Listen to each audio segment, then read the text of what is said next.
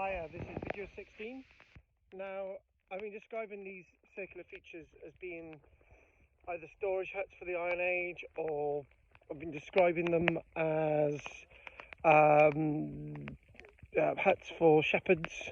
My gang is having a go at me. You know, there's a lot of shepherds up there. If they're shepherds huts, which I would go with them. Sheepfolds, you know, they're not big enough for sheep. So if we sort of go down here, what are they?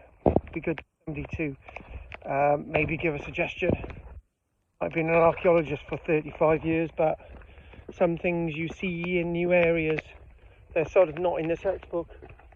And then you go and you have a look at another series of buildings here, and another one, and they follow this wall all the way along, and the wall goes all these different walls around here.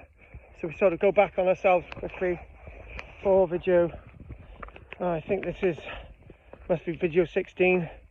So we sort of go back, and obviously following a wall alignment, there's a stream there, a Nant, and so we flow up. So Hendre Gelli, Archaeology, Cymru, Rhondda. So I say video 16. I've lost count the amounts of things. Supposed to be sort of semi-daily vlogs, which I'll be putting out over the next few weeks. Thank you very much.